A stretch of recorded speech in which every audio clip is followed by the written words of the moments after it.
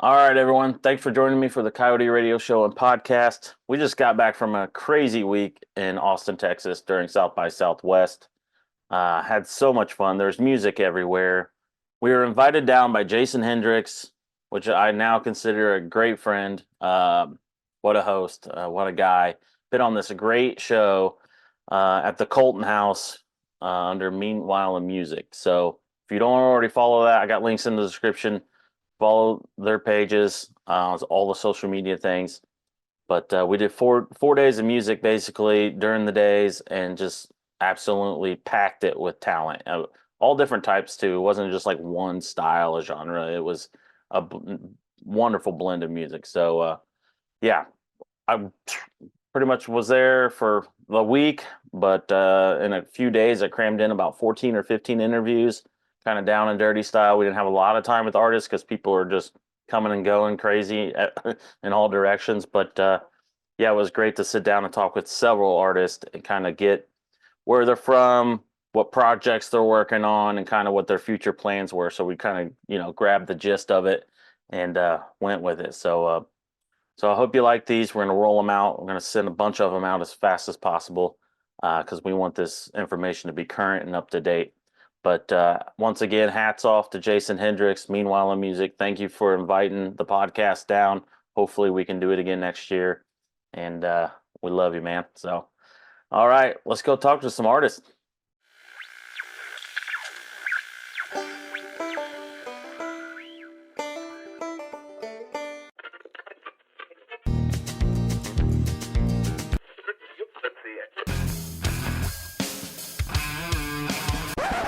All right, we're here at the Colton House. Another day of music. Meanwhile in Music presents Meanwhile at the Colton House. Yay. We're here with Kelsey. She just got off the stage. Evermore Nest. Love the sound. Thank you. Love what you're doing out there. The harmonies and all that stuff. It's just fun. Like pure. Cool. I don't know. Well, that's always nice. I mean, when you sing harmonies, you want pure is a great. Yeah. That's a great compliment. So yeah, I'll take it. So can you give us the rundown? Where you're from, how you got started in the music, Sure. And yeah. So I'm based in New Orleans. I've been living in New Orleans for 23 years now, I think. More than half my life. I grew up in Shreveport, Louisiana, which we were just talking about. It might as well be Texas.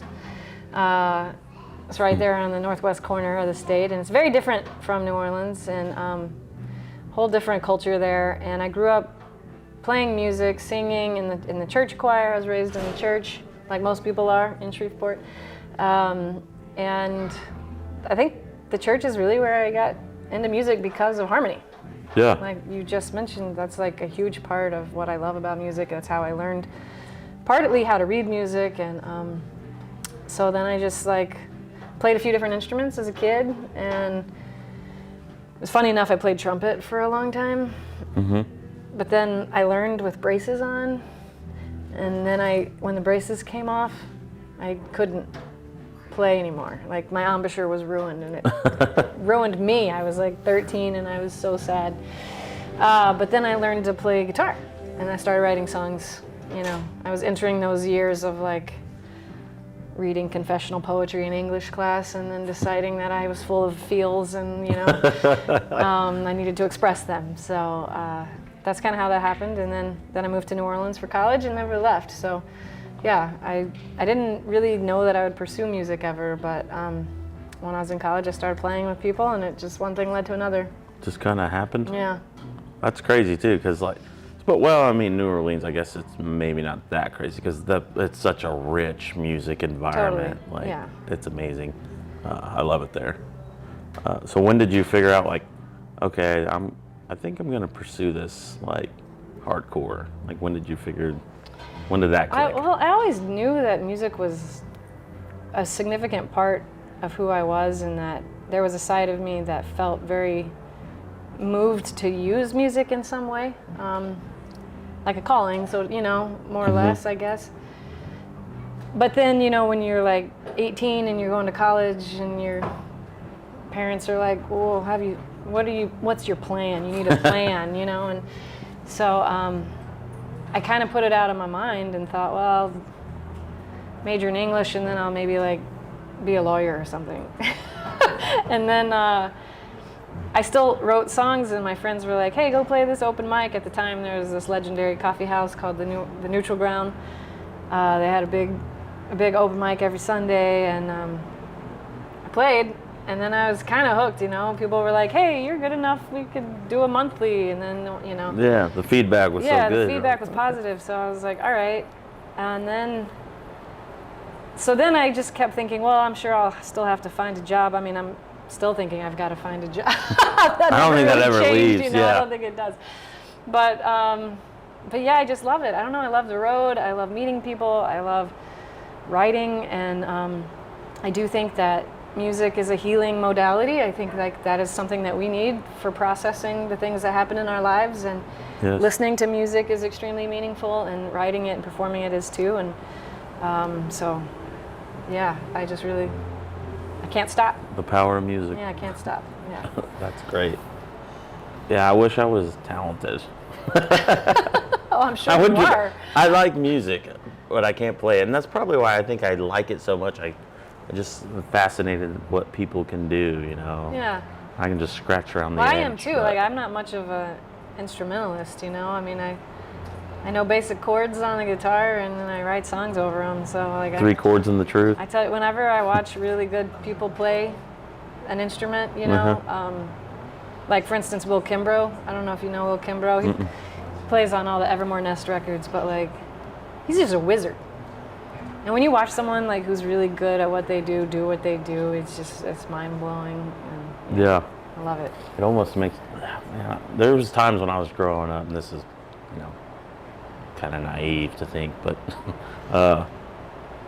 or if I was trying to learn an instrument, and I seen someone like was the master, like someone really good, it just was like, I'll never make it. Just quit. It's like such a negative thought process. I mean, I was think like, we all screw have this. that, though. Look That how good happens this to is. all I of us, quit. Yeah. Everybody's like that. Yeah, I'm still like that. I'm like, why am I doing this? You know. that's hilarious. Then I have people slap me. Wake up. Yeah. You're So- fine, you know. So what's in the works right now? You got music out now currently? Are you working on an EP or another record, or like what's working Great there? question. So the last record came out in 22, and I am actually working on an EP, but it's a holiday EP. What? So, yeah, I know. Okay. Festive. So in the holiday season, there'll be some new music, but I started a Patreon throughout 2023 and agreed to write a song. I'm not a huge prolific songwriter. Like, my records come out every 3 or 4 years, you know. I'm not as good at the like factory production of music like some people are. Well, But you got to be in the mood to write, I think. I don't know how some of these people sit down and do like these I don't either. writing workshops. They're like, I you know. can make a song in 20 minutes. Well, you can, but is it really can. going to be that good? And I do think that is a useful tool. I think that is something that is useful, and I've learned that because of this Patreon. I've committed to writing a song every month for my subscribers there, and so now I have more than a year of that under me, which means I have at least 13 songs that I have that I can kind of sift through. So it is time to start work on the new record, and I'm definitely, the wheels are spinning here with what I want to do. So it'll probably be a few months, but we should be in the studio relatively soon for the next album. Cool. Yeah. I mean, I know it's a long ways out, but I'm sure there'll be some touring like on the back end of that to help promote it, or Always. always, yeah, on the Yeah, road. we're touring. I don't know when this will be broadcast, but we'll be on the road throughout 24. We have some Southeast shows lined up. We have some Midwest shows we're booking now for a festival in the summer up in the Midwest. I don't think it's announced yet, so Yeah, it's in Wisconsin. Hush, hush. It's in Wisconsin. We'll be in Wisconsin in August. So yeah, we'll hope. I mean, being in New Orleans, you know, it's kind of nice because we can tour all the way up the Midwest and you know, South Central U.S., North Central U.S. So that's on the radar. And then I'm not sure what we have lined up for fall yet, but there will be shows. Good. Yeah. Good. Yeah. Is there? a website or anything you want to share? You guys have a website? Oh, 100%. Okay. Yeah. Well, I'll put all the love links it. in the I description, love but a if good you want to website. list them, you got to get it out there. Evermorenest.com. It's 3 words, but when it's a URL, it doesn't matter. It's 1 word. Evermorenest.com. And got all the music there, music videos, all of our shows, and then of course we're on all the things we're supposed to be on. Right. Yeah, streaming. You can stream it on Spotify and Apple and all the others, and we love followers on Instagram and the site formerly known as Twitter, and I don't know. I'm not great at social media, but we're on it. We're on it. We post same our here. shows. Like, honestly, if it wasn't for this and work-related stuff, I probably wouldn't have any of it, honestly. Yeah. But I'm terrible at the TikTok game. I don't have an account. You're better off. When it really. sounds like they're about to outlaw it, and so who can keep track? I've been posting like pictures and not even writing in descriptions. Like, here's a picture. That's it. Like, no one's probably like, who is that? I'm like, I don't have time to even type it. I mean, when you're a musician, you have to do all the jobs. You have to learn to be a videographer and a photographer and a writer and a web designer and a booker and a manager and a PR person. And I honestly just can't handle being a social media expert too. No. And you go to music conferences and stuff, and I'm sure South by probably has some panels on this, but at Folk Alliance or Americana Fest or wherever we go, people are like, this is how you do TikTok. This is how you succeed at. And I'm just like, I don't exist to serve the CEO I'm here to of do Facebook, what I want, which is the music. Exactly. And I'm not trying to take a song that took me however long to write and reduce it to a minute worth of content. To somehow, and it just doesn't feel, and it works for other people, and I'm happy that it does. I mean, I love that there's a whole industry of people who do it well and have big followings, and they're fun to watch. It's just not me, so I think I've just tried to accept that over time.